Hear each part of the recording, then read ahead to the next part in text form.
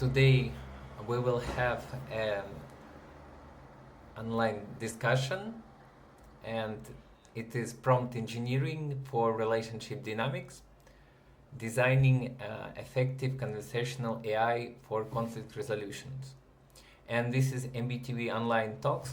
So we are welcome you, and today will be one of our talks where we have four different categories of speakers: tech side, business side, health science, wellness, and four sides will discuss topic. And I would like to present you our speakers today.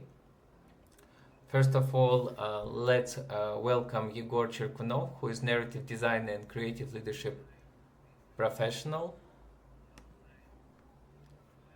And then there is Rafael Braga, business development expert, AI specialist, and entrepreneur.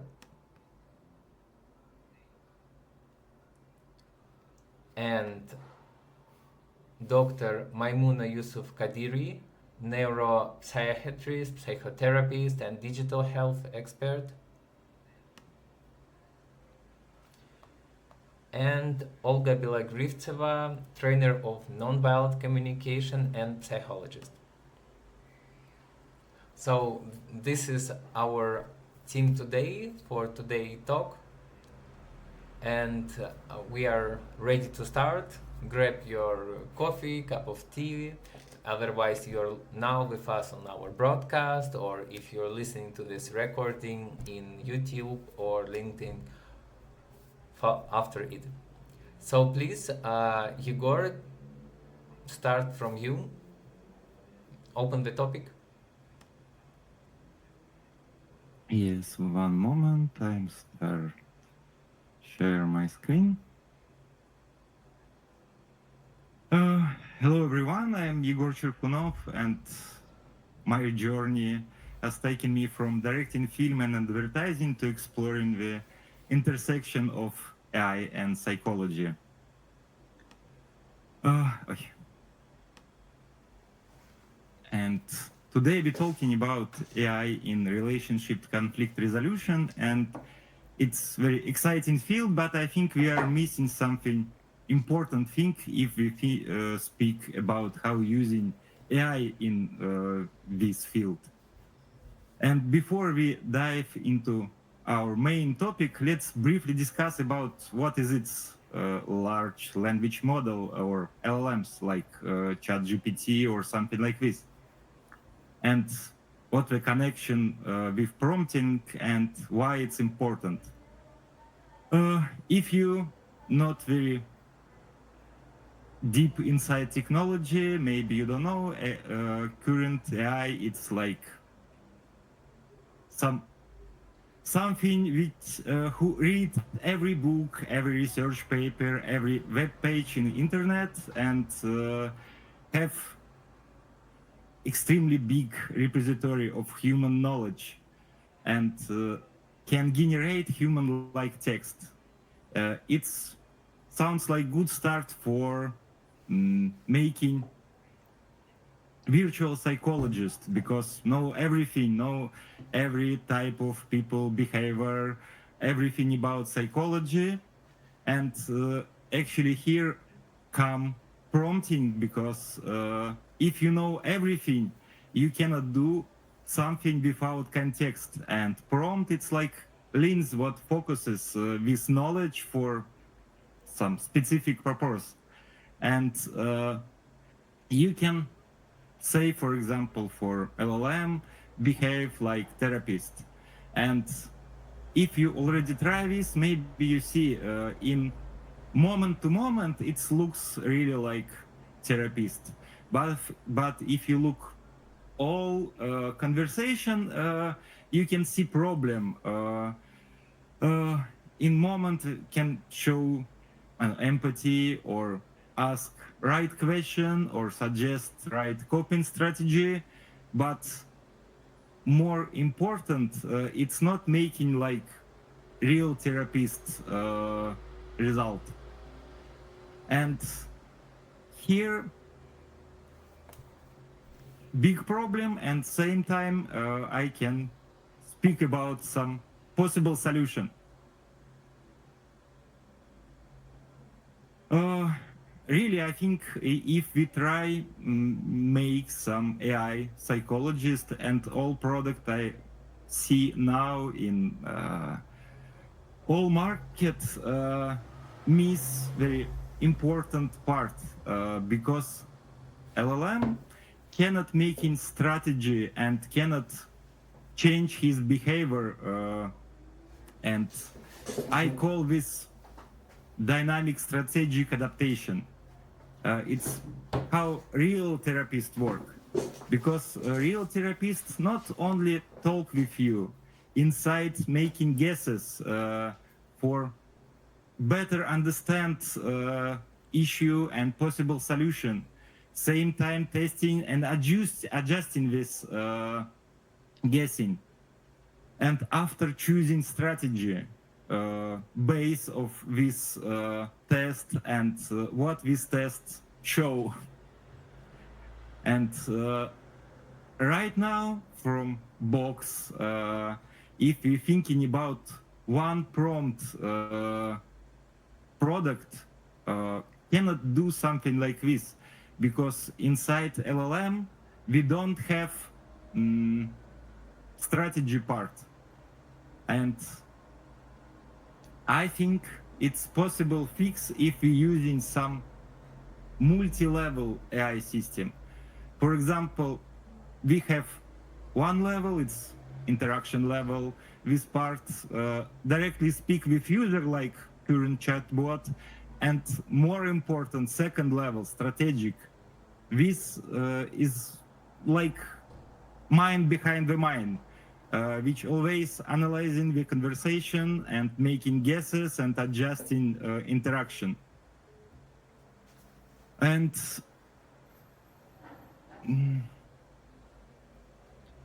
for example, we can see how it's work if we speak about rapport. I'm sure people who deep in psychology very good understand how important it's maybe critical point for any consultation, have rapport with your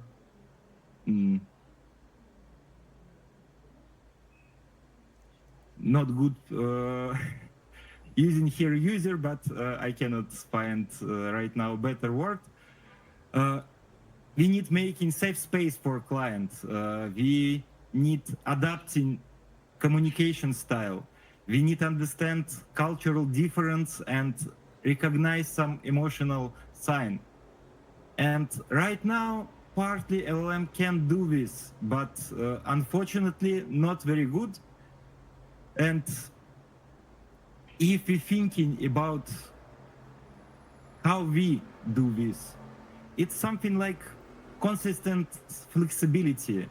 We try understand what inside people, what really need, what people really need, what want, and tailored communication for this.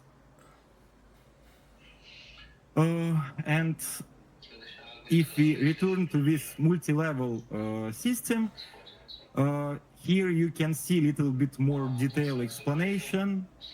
Interaction level, it's really like right now ChatGPT or our LLM work, but in this system have some upper level which all the time listen and analyze conversation and give some advice or instruction for interaction level. And it can help making, for example, some psychology portrait of your client. And if you understand this, you can choose different strategy in different situation, because all people is different and you cannot explain for LLM in one prompt better way for behavior for any situation. Also, it can check how making rapport in this moment and how improve this. Also, it's some hypothesis generation. For example, some client come to you and you thinking main problem in one things, but after you start speak, you understand, no, it's some maybe absolutely different, and it's change your strategy. And all of this analysis come to interaction level and can make real more same like real people or some client and therapist communication. And I think it's very important because I'm sure right now many company already try making something like this, but not all the time for good reason, maybe just making money or I don't know, AI, how we can say, okay, maybe only for making money. And same time, I think if we using this technology for making people more healthy in his mind also, it's much more hard to manipulate with people if they more healthy. And I'm hope in someday we can make some product like this and sorry and making more people more happy. Okay, thank you so much. Thank you so much for your. Yeah, I'm not hear you. Mm, yes, do you hear me? I can hear you.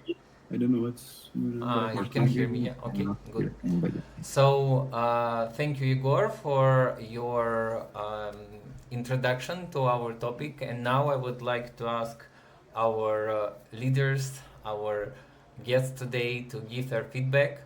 Do you agree, not? What is your vision, especially if we consider your perspective, which is business, medical side, and wellness side? Who wants to start? Maybe someone feels right now. I can start. Okay, Rafael. Yeah. So for me, it's a very interesting point, and I thank Igor for bringing up all the very interesting material that he brought. And for me personally, I feel like the conversation always should be not should we bring a human therapist or a AI therapist, but how can we accessibilize therapy and psychology for the people who would never have access to psychology and therapy. So for me, this is one of the points that is interesting.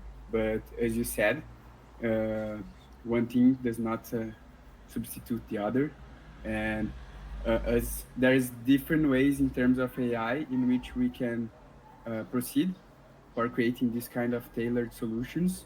But this is why also it's so important that the technology doesn't keep separate from the humans, because we need to have psychologists, we need to have therapists, neuroscientists, and all these people who actually know how a brain works to be able to train these AIs well and be able also to label the answers that the AI made in order for the AI to be better trained and understand what is right and what is wrong. But for me, one challenge that I cannot understand, I would like to propose a question for the. I'm not sure if anybody can answer this one. Maybe if you can, you get a Nobel Prize. But how how can we solve the body language, the tone of voice, and the overall cultural perspective that we have? For instance, me as a Brazilian, I can talk to another Brazilian and I can understand some of the struggles and some of the pain that this guy is going through. How do you guys see, like, if an AI someday would be able to do this, and what can we do to make the AIs to have this kind of knowledge in their knowledge base? Different question. Different question. No, I think it's you're right. Very important question. How read all this not verbal communication?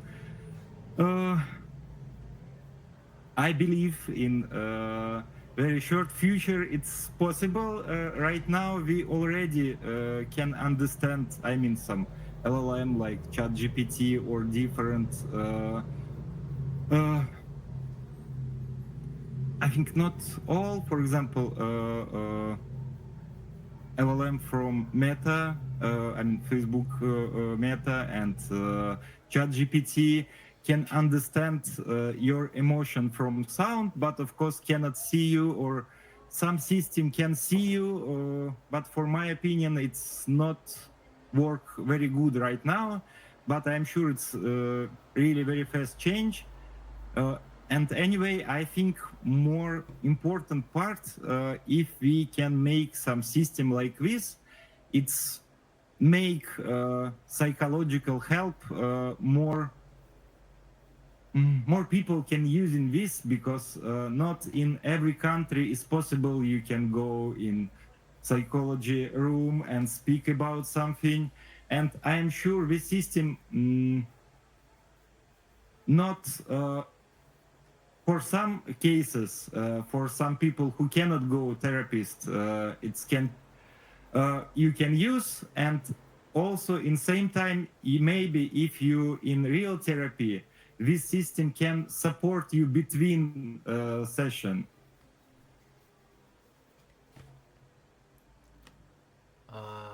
Thank you, Rafael. Do you have anything more to add? Maybe some business thing, a perspective Yeah. of these ideas? Okay, so nowadays we are basically seeing that there's trends in the how this kind of conflict resolution and psychology AIs are going for. We see that there's, in my vision, at least four of these biggest trends and biggest clusters of companies. The first one is the personalized therapy tools. This in this sector we have like companies like Better Health with Better Health and Talkspace, and some of these companies are already like multi-billionaire companies, and they are actually bringing this kind of change. I see that there is some very interesting conflict resolution apps. I know that there is some tools that are focused around mental health, and that really helps the people to be more calm. As you said, it always starts with us, with the people, and then there is conflict, as I think Olga mentioned. One of them is raising over, I don't know, I think it's 100 million of euros as a very small startup to be able to build this kind of app. But I feel like there is a lot of possibilities, and I've discussed this with a friend of mine who's an entrepreneur and a lawyer, of build, bringing this kind of solution of conflict mediation for the workplace, because many times a big company, a multinational company, you will not be able to clearly understand all the conflicts that are going on, but sometimes with some tools that can help these kind of different employees and different stakeholders to be on the same page. I really think that there is a lot of opportunities there. I know that there is two companies specifically. One is called Braverly. I don't know exactly their value proposition, but I know that in their last round that they did, they raised 26 million in investment. And Lattice is also a HR platform that build this kind of tool for conflict mediation and stuff.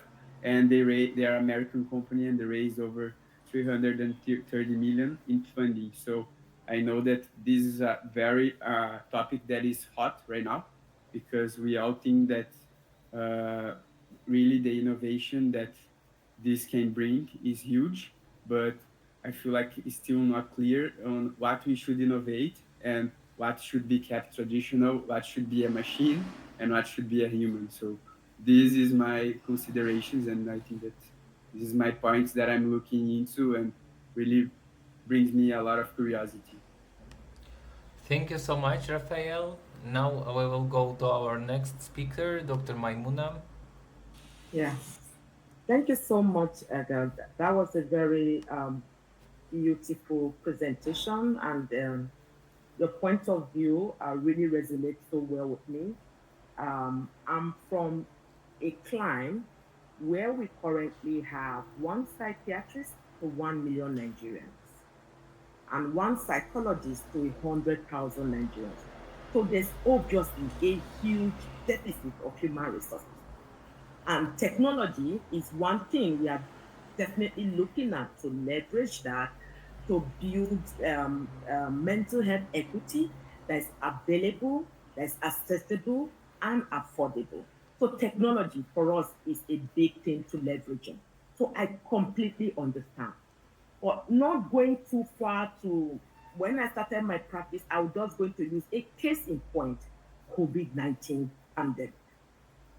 Before COVID-19 pandemic, in my practice at Pinnacle Medical Services, we put out surveys to our clients and ask them to go online for the virtual sessions, if it's marital conflict, if it's workplace issues, and they literally didn't want virtual sessions. Like they want to see their therapists, they want to feel, they want to interact, they want to communicate, and they were not having it. But COVID came and changed the narrative. And because you couldn't really go to see your therapist, you have to accept the virtual session, which became our new normal. But you could take from the fact that the first 1 year of COVID-19 pandemic, World Health Organization said there was 25% increase in the rate of mental illnesses. Women and children were the most affected. Aside that, there were a lot of challenges with gender-based violence. And how do we get to interact, help resolve these issues, and not have the COVID-19 not die from it? It has to be leveraged on technology. So, in as much as I love the fact that we want to leverage on technology, but accepting the multi-level AI, for me, I think that is something that is big. Why? Because therapists, when you talk to somebody, you want to create a rapport. We create rapport to build trust, to build to create that safe space where somebody wants to be able to open up to you. People are coming to you as a therapist to tell you what they think you need to hear, not necessarily what not necessarily what is really going on with them. But as a therapist, we know we check the verbal, the non-verbal communication. Can AI do that? And this just took me back to when the first conspiracy theory, when AI started, that AI is going to take over our job. It's just debunking it further and further that AI is not going to take over our job. Rather, we need humans to build information for AI to be more effective and productive as against AI taking over the job, right? So multi-level AI for counseling, for relationship issues, for me, I think is very key and essential.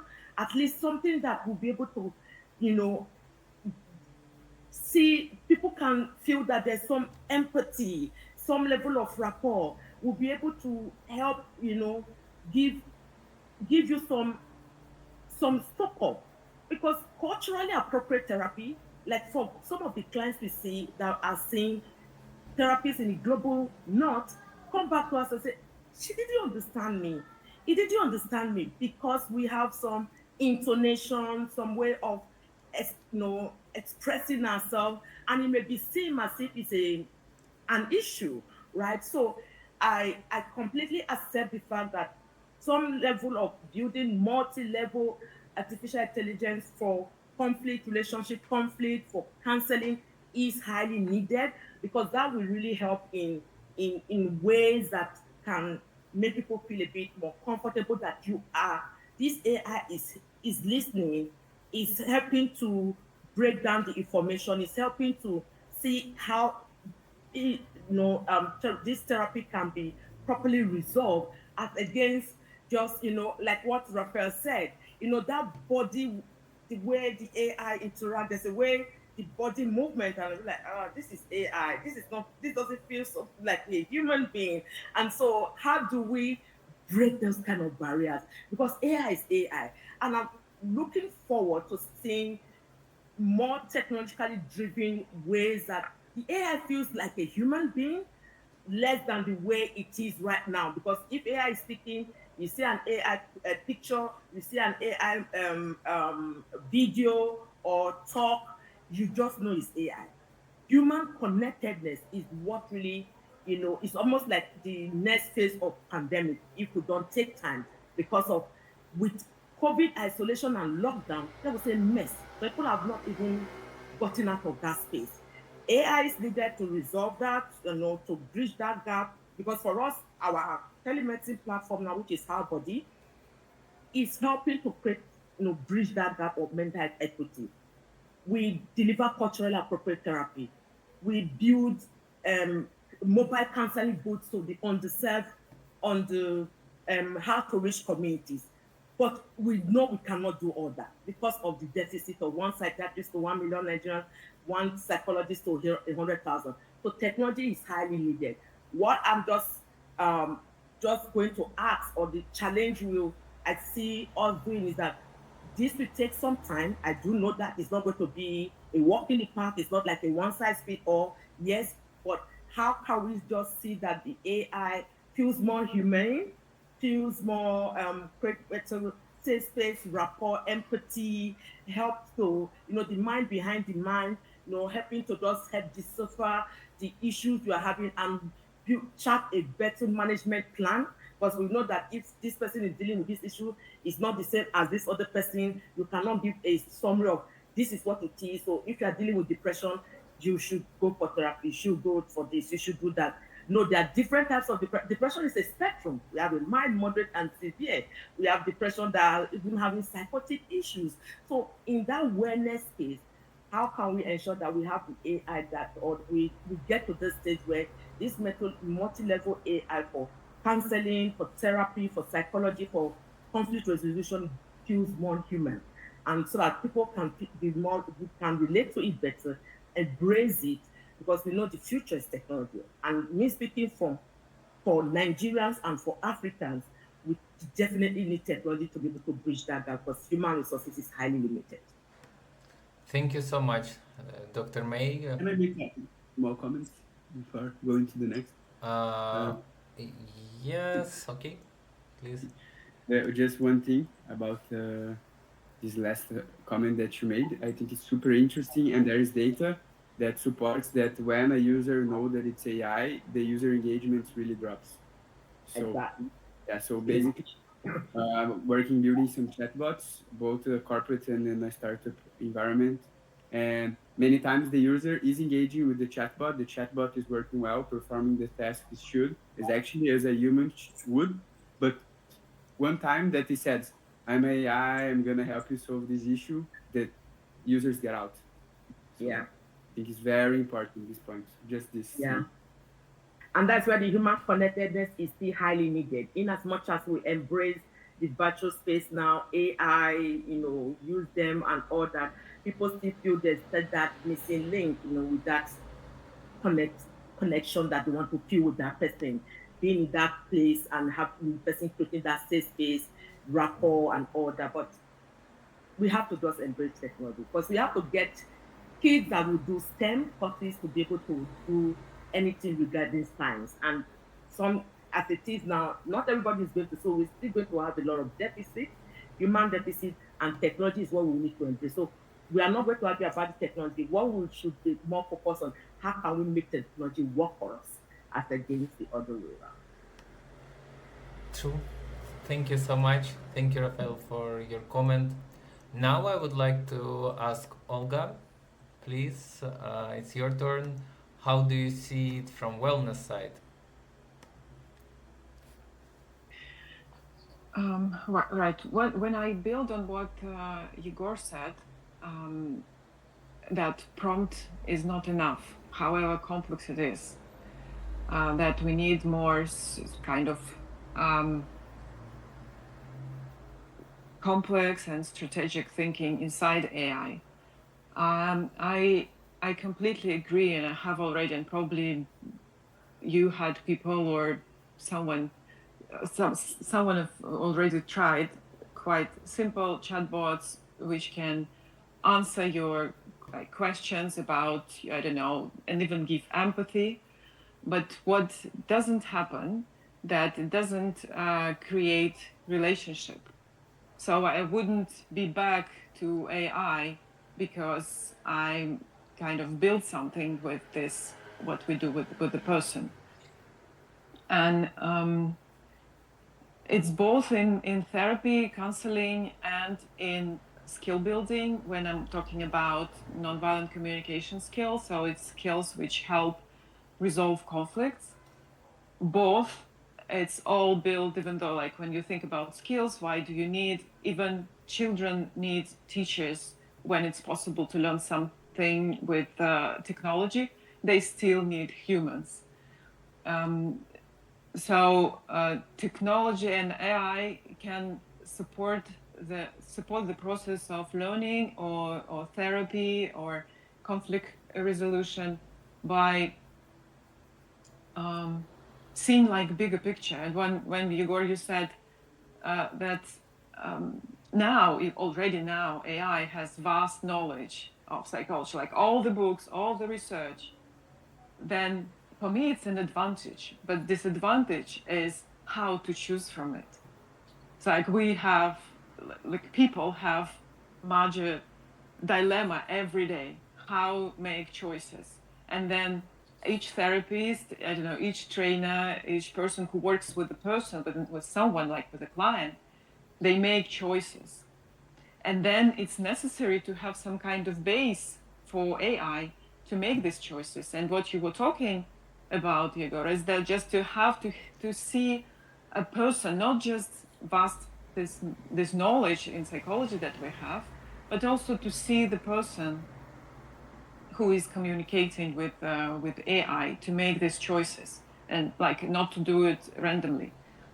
And it might support, I don't know, a trainer or a therapist might support with clues if we think of using AI for professionals, not for users, which I think is also possible.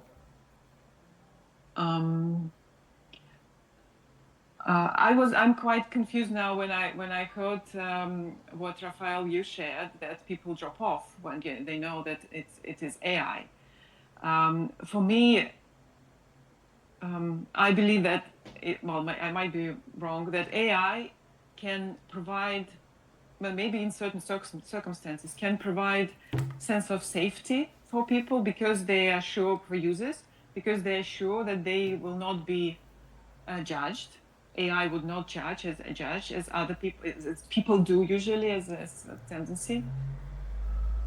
AI will not reject, not shame, not use information for that they got for their benefit, what also like people might do. So I'm looking at how AI in something, when we humans are limited, AI can provide something that is missing. But still, I'm not sure how users can be really get engaged with when they know that it's AI, that it's not a human being. We do need something that is called presence or nonverbal empathy,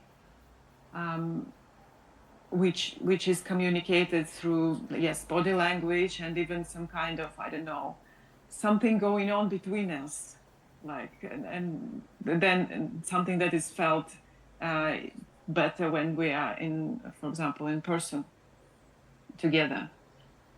But AI can just be a space to express yourself. So it's something that is always available. So that a user can take a phone and, I don't know, talk, type, I don't know, record herself, and be sure that in this way she's listened to, she's seen, and in the moment exactly when she wants it, when people are not available. I'm thinking how skill building can be done much easier with AI, because nonviolent communication is a tool which has quite structure, quite, I don't know, clear structure, and then what is required is just learning how to use it. And in conflict resolutions, it's something that helps, I don't know, quite soon.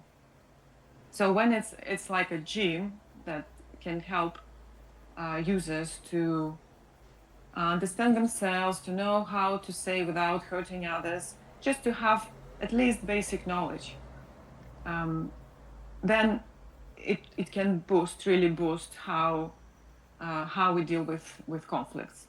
Just so many people, they don't know that it's possible to deal it differently, not how they deal it now. I don't know, with shouting and breaking plates or closing down.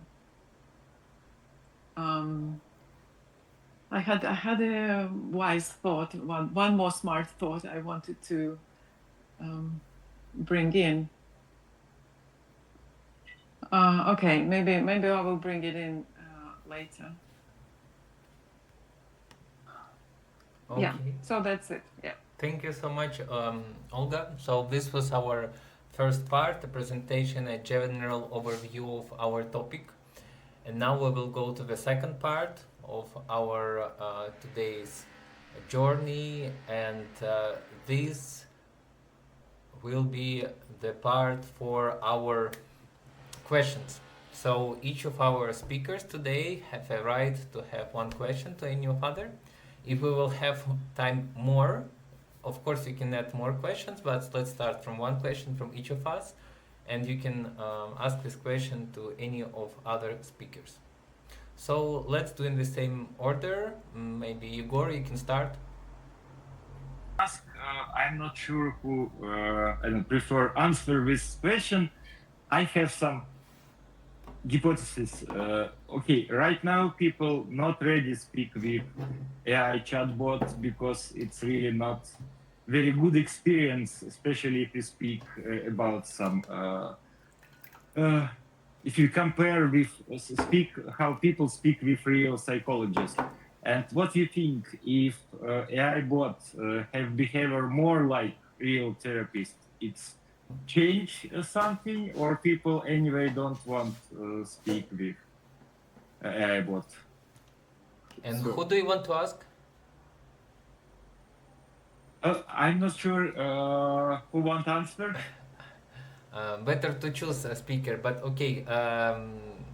Who wants to start?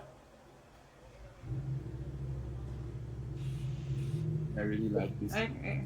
Right. Okay. Okay, Rafael, sorry. you were first. Start, please. So my first concern is who will be the ones who's developing this AI? Because on the same way that this can help people, this can be very manipulative. So if we're gonna create an AI that can act like a therapist and can make you open up for them, again, what happens with the answers? Who keeps this data? So this is a very big point that anytime that we are designing an AI systems, we must consider that, unfortunately, this stuff that Olga was mentioning, that at least we can trust an AI, it might not be so true after all. Because now, for instance, ChatGPT uses part of our conversations to retrain their models. So now it's ChatGPT, and we know there is a big company and they have their own data security and data privacy protocols.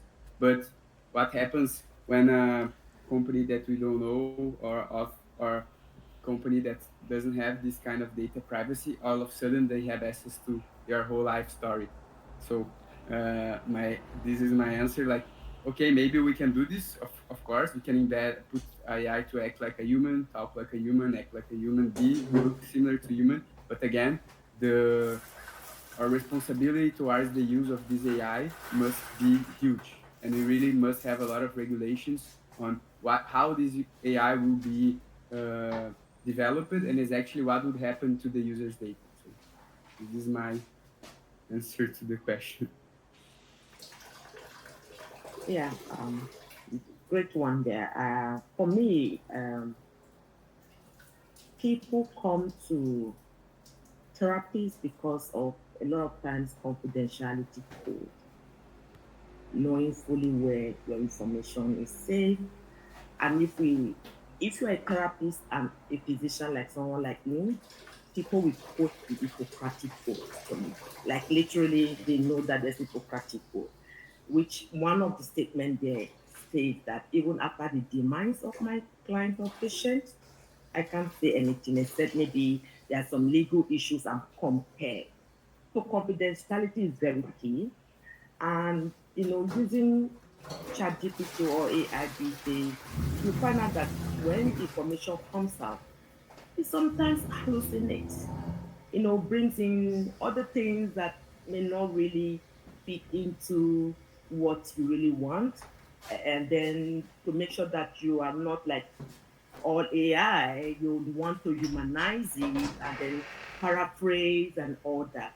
So just let's take for a human being who is not an experimental guinea pig, who is alive and well, or in the spectrum of wellness, and you are doing your sessions and there's a need. So we do know that therapists, when they get to a certain stage, when a patient that comes to them needs psychiatric evaluation, they send to the physician. For us in Africa, psychologists can't do prescription. We are in that, we are still in that phase. We know some countries in the global north, psychologists can actually prescribe. So they will then send to the psychiatrist, who will then for the do evaluation and prescribe medication. I'm just like thinking, if somebody, you are doing the charts and with AI and all that, and you actually need medication, how do we ever get to that stage where you say, look, you need this medication, this is the type of medication you need, this and that and that. So yes, we are in that process. So those are some of my own reservation with regards to, at what stage would you prepare for get the right medication. How do we minimize the hallucination that the person doesn't take every word who can think her, and how do we also ensure that, we are comfortable. For me, I don't think being comfortable with AI would be an issue. Let's leave the Gen X, Y baby boomers aside. Millennials have changed the narrative when it comes to therapy. They are the therapy generation, and the Gen Z have followed suit. So they would rather want to be wherever they are, click on the button, and they receive their therapy, whether it's AI driven or not, right? So, but for the older generation, they may not really embrace that because they're like, what is this talking about? But the millennials and Gen Zs are in that realm. 33% of Gen Zers get their health result from TikTok. And we know that TikTok is like almost like a dumping ground where everybody's there, like everybody's doing all the challenges. If I want to have fun, by the way, I go to TikTok because it's really, really fun, right? And I love it. But of course, we know that people just come with their different mindset of this is what worked for me. We know it's not a one size fit all. And so I'm not worried about the millennials and Gen Z embracing chatbots and AI driven therapy, but what I'm a bit concerned about is that confidentiality, data, like Raphael said, because data is huge. Data is so important as it is. And we know during the COVID period when everybody started zooming in, everybody was concerned about like what is the encryption? Is it end to end? And we even got some cases where patients feel their doctors or their therapists that their information was out there. So those are some of the things, data protection, confidentiality code that may be concerned about. Thank you. And Olga, please, you were also willing to share your vision I will shortly, skip please. probably. I will skip. You will skip. Okay. Then next, thank you, Egor, for your question.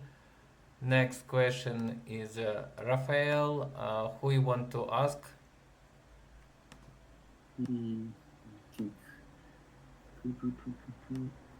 I like this the format of open questions. I'm sorry.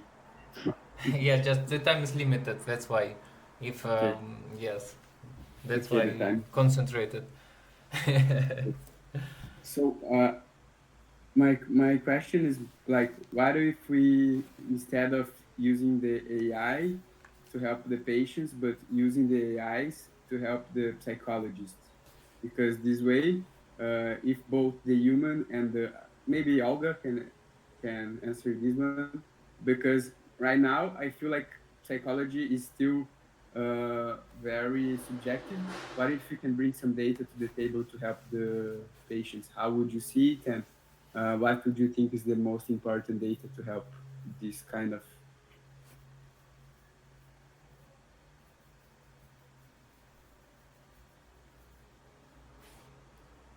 yeah, definitely can see how AI can work along therapists or skill trainers in the field of psychology, like NBC.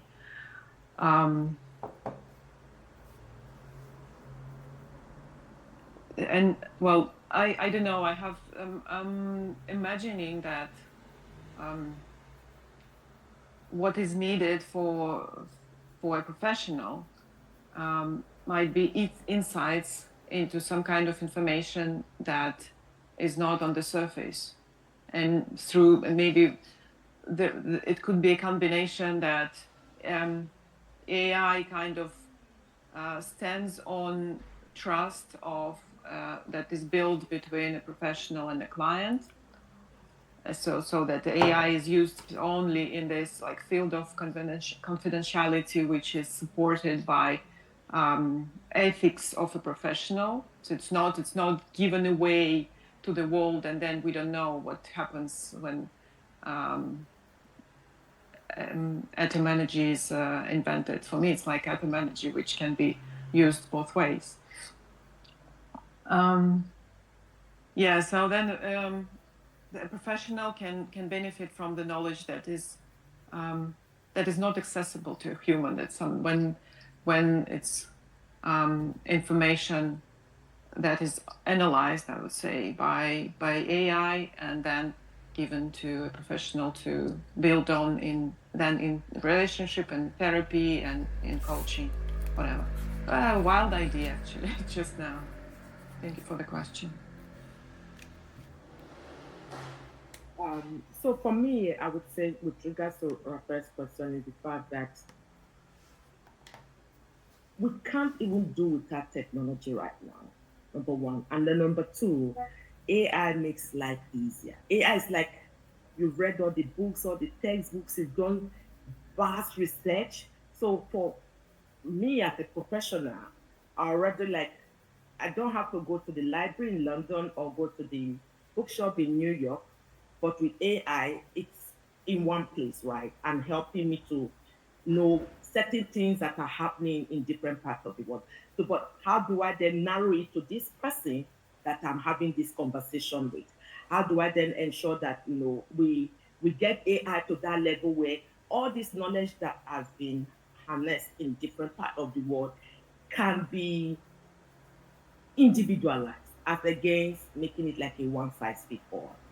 I think that is where some people may like what you said. People may just drop out because it's AI. So yes, AI can help the technologists, but also it's also very important that professionals are also brought along because the truth is that if you are going to use AI to build a platform, professionals are needed to feed in the right information. The right information as to what is happening in Chicago is different from what is happening in England, is different from what is happening in Lagos, Nigeria. So, but how do we harness all that information to make sure that if this person sits down, AI is able to pick that this person is from this part of the place of the world and deliver that kind of therapy to that individual. So, this for me is it's where I have some input and my own input to the question that you asked, right? As in AI helping the technology is also important that professionals are brought along to make sure that the information because it's the context. It's not the knowledge as per se. The context of what you deliver is what is what we buy in. Is what people get from therapy or counseling. So with AI having the right context in the delivery, I think that can resolve that. Thank you. Can I also say some small Okay. answer Please. for your question? Sorry. I think answer for me. We before speak, we have literally billion people who don't have access to psychology support. And of course, if we making something with product with help for psychologists, it's great. It's also maybe needed, but it's not resolve main problem for me. Mhm. Thank you. Thank you, Rafael, for your question. Dr. Maimuna, which speaker would you like to ask a question, and what will be the question? Well, I think I have been asking questions along the line. So, Egor, I think you are in the best place being an AI expert with regards to data protection, with regards to confidentiality. When do we get to that level where, because I know I have colleagues who were sued because of the beginning of COVID with the Zoom, and then of course we then realized that when we have therapy on WhatsApp, people are a bit more comfortable when you tell them that it's end-to-end encryption and their data is protected. But of course, there's still that what if kind of. So data protection, I think that is something I would like us to speak to, and Ego, I would direct that question to you. Confidentiality, I don't know much, if we can really dive that into that. But I know that areas where people know that receiving therapy and getting help, which is just like even if it's a first aid, people just feel a bit relieved just knowing that they can just log on and have therapy, whether it's AI driven or whatever. But speak to us more about data protection with regards to because I'm feeding them with so much and anything could go wrong. You're absolutely right. It's a very important question. Actually, right now I'm speaking about some uh, technical solution. After this solution can take some company and we ask this question about how you secure your data. But you are right, and same time, I think we very soon see some different interesting things like data start be some people, for example, take some services or something, but not pay money, pay his data. And I'm sure for many people it's a good option. I don't know. It's one way of our future. We don't know, of course, it's go in this direction or not. But anyway, I'm agree. We need be very carefully about our data and about data. Any company we work client of this company, and right now I don't have best solution. I think nobody know because world change very fast, and I hope people who do something like this have enough responsibility for worry about privacy and our concern. I would like to ask Rafael, maybe you want to comment about that as an technical AI expert. Mhm. Yeah, so one thing that is key when we are talking about data of any user is making it anonymous. So you never save the data of this user. So maybe I would never know who you are at the end. But again, uh, there is issues. Nowadays, we see that there is the third-party cookies. I'm not sure if everybody is aware. Every time that you enter a website, basically saves some data in your computer about who you are and what you did. So there is a lot of tendency right now on removing these third-party cookies, which is an identifier. And only with these third-party cookies, if you have some sort of good algorithms and good data knowledge, you'll be able to track your profile is actually like what is your age, if you're a man or a woman, what you do, what you don't do. So we still we see that nowadays there is a depreciation of this kind of data that's being saved. So I would say that when we're building this kind of AI systems, we need also to bring the same mentality of not saving personal data and maybe only keeping the data to the conversation. So it would know that the user X1345 has this problem, but it should never have access to who is actually is this user. So something that I don't know is actually how and if actually is possible to be built, because maybe with the all the models of machine learning that we have built, even if they don't tell who you are, it might be able to track who you are by using other social media platforms.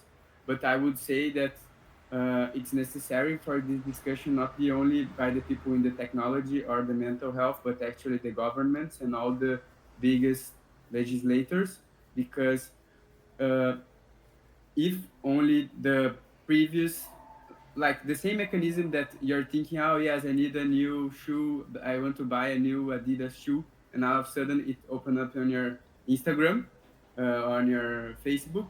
When we have access to this level of personal and past experience data, it's able to predict much more about you, and it can get dangerous. So I would say that there is some stuff that we can do on a surface level, like as I said, making all the data anonymous, not saving it, putting usernames, as many companies already do this kind of protocol to be able to save your data. But still, this needs to be a much bigger and much more important discussion, not only about the implementation of AI in the psychology or in the treatment of patients, mitigation of conflicts, but overall in the development of AI itself. Because with the current data that it has, it can already predict a lot of stuff about you. So we that are leaders and are really working in the tech and also mental health space need also to be not only vigilant, but really be activist on this kind of safety and pushing the safety barriers of AI for sure. This is my take. Thank you so much, Rafael. Thank you, Maimuna. And now we will go to question of Olga. I have a question to Egor. Maybe Rafael, I don't know, who will find knowledge. I wonder if it's possible to train AI into metaphorical thinking. I see how, like, if in empathy, it's really important not just to say words to show understanding, and in order to activate the part of a user where emotions are stored, metaphorical thinking can be like, I don't know, guesses or some kind of images, can be quite helpful. And when I see that they're now, so far they're separate, there are like chats. What I don't know, this is how I see the what is on the market. There are chats and they're separate image or video creations. And I wonder if what we have already can be used for empathy in therapy, in counseling, in skill building, so that this AI is, I don't know, can show more understanding, not only intellectual, but on more emotional level and this metaphorical level. I think if I right understand you, okay, maybe it's some my biases, because I'm also thinking in maybe same direction, because I know how powerful tool in therapy using metaphor, and definitely current LLM can making good metaphor, and only one problem if you speak about I don't know how therapists work right now, you cannot manage LLM what time better using this, or maybe what kind type of metaphor using in this moment, and if he looks more and wild. I think part of your question, it's something like, it's can LLM really understand people?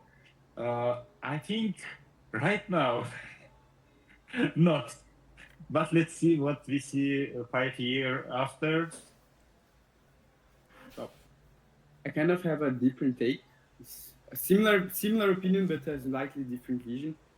For me, the state that is right now, ChatGPT can already make metaphors for us like human, but for him is just a prediction, is just an algorithm. So when we think about can AI make a metaphor, he can make a metaphor that we would think that he's understanding us. So he's not understanding us, but he can pretend. So there is a trend that is going on right now where people post screenshot of their Instagram and say, make fun of me. And the Instagram the ChatGPT makes some very like nuanced fun. Like he can tell us, oh yes, you travel to Bali and you think you want to be cool. Like very stuff that it seems like is a real person saying it, but it's not. But it can pretend. It's like asking like, can the AI be conscious? I don't think so, but it will pretend so well that we will never know if it's conscious or not. So, yeah. Okay, thank you so much. Now we will have last 5 minutes. If anyone have any questions to someone, or maybe you do want to comment anything.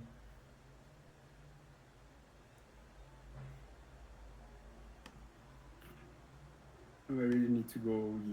I would like to first thank you all for this conversation. It was very nice. I think some very powerful thought leaders here, and it was very interesting for me to be a part of this. So I really appreciated the invite and also the to hear all these smart people talking together.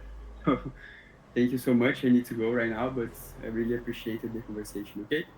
Yes, thank you so much, Rafael, and thank you all our speakers. It was a really nice evening to hear all your vision, your thoughts, and to think about some use cases that we can use for our own entrepreneurship or for our work. Of course, this is still in process as we discussed today, but who will do the process? So maybe the process is what we can make do to make it from our like state right now to the dream metaphorical, empathical, and consciousness state of AI, which can be instrument for both patients and professionals. Yes, it's a hard task, but there are so many humans on planet Earth, so maybe we have enough workforce to finish this task, enough talents and brains. So just few words, maybe for closing circle. I'm also want to say very appreciate E and for all this conversation and of course I want to say everybody for this very interesting point we speak about, and I think we have many new idea, and I hope together we can make work better. Thank you, Egor. Thank you so much. It's a good hour spent on Thursday early afternoon for me, being on this platform and learning a lot. And for the fact that I have a telemedicine platform that delivers therapy, it has given me more insight into what do we need to do, what is our next. So I've already tapped in to my team the strategy of we have to start looking at the AI we have in how does it deliver that therapy that people don't log out, like they can really embrace it, knowing fully well we have a lot of human resources issues right now, and therapy is the way to go. So this was very insightful, learning a lot about the technicality about AI, and also learning from Olga, who's also a co-therapist. So just knowing that we need a lot of work. We are going to do a lot of work, but it's a process. It's not an event, and putting it into back home what we need to start doing differently. So yes, thank you for this opportunity, and I look forward to future webinars such as this. Thank you so much, Dr. Maimuna. Olga, maybe you want to share something? yeah, I'm really grateful for the invitation and for the discussion. Quite fruitful, and I feel very curious about all this stuff. And hopeful that